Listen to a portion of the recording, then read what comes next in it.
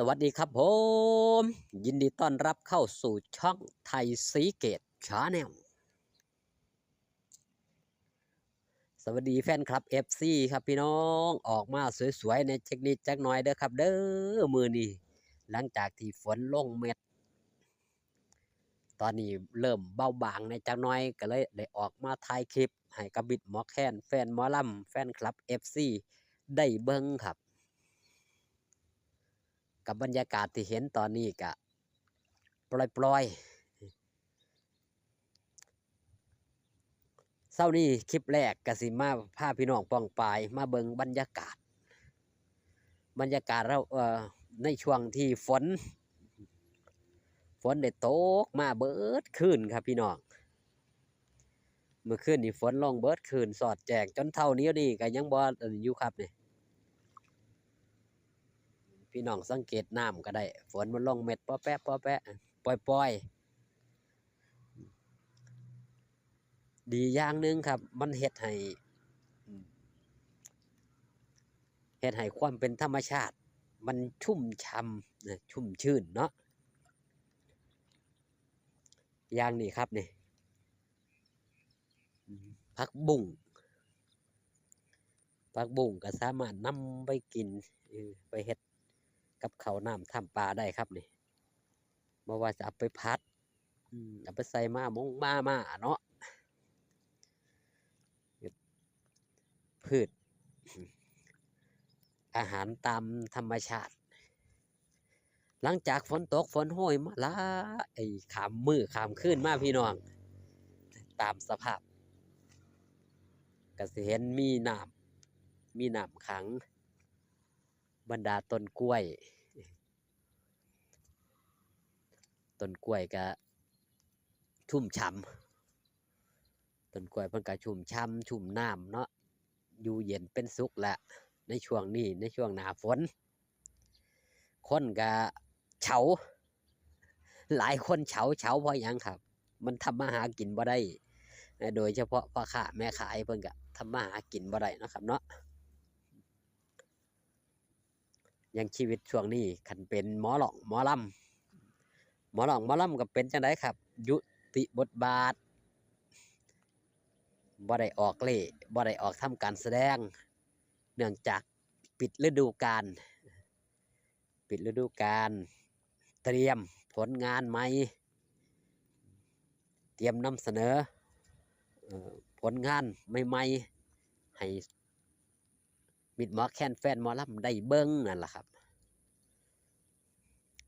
นั่นคือวิถีชีวิตของแต่ละคนเนาะทำมาหากินเบิ่งนี่ความเป็นธรรมชาติฝนลิ้นโปรยปลาย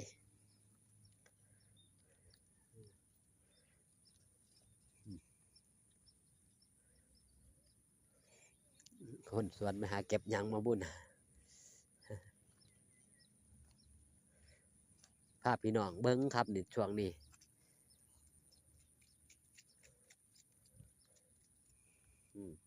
น้ำท่วม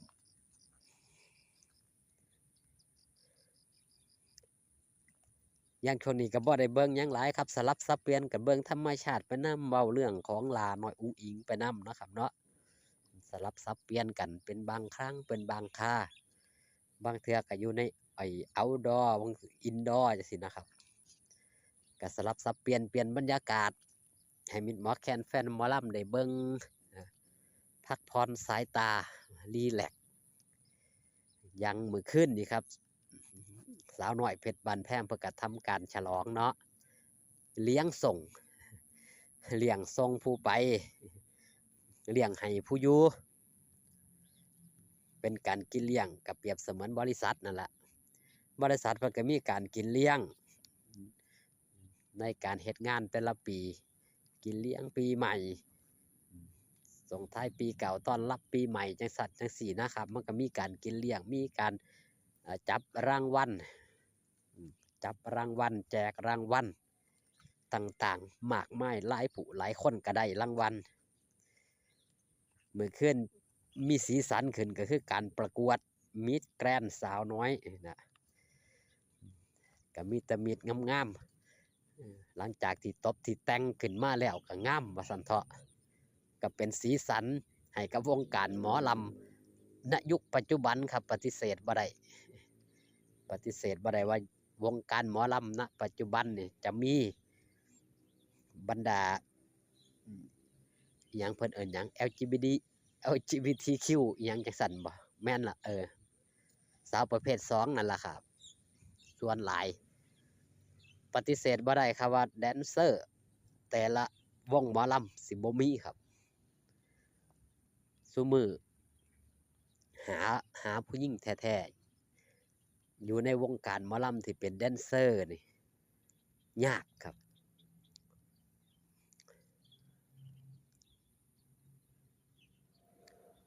ลูกสาวเรานี่เฮ็ดได้ซุอย่างว่าซั่น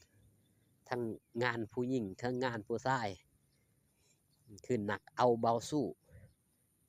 ก็ได้รูปแบบอีกรูปแบบหนึ่งของการทำงานมีความขยันมีความอดทนมีแห้งต่อต้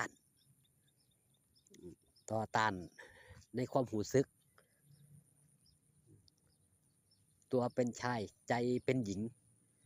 แต่สิ่งที่เฮ็ดสิ่งที่กระทำนั่นคือครับเพื่อเลี้ยงครอบครัวเขาเสียหลายผู้หลายคนครับประสบผลสำเร็จมีหน้าที่การงานอย่างอยู่ในวงการหมอลำอย่างสาวน้อยเพชรบันแพงนี่เห็นบ่ครับมีงาน200กว่าคิวงานนี่รายได้ก็มีบ่ว่าจะเป็นค่าโตวบ่ว่าจะเป็นรับจ็อบผู้ใดรับจ็อบหลายก็ได้หลายผู้ใด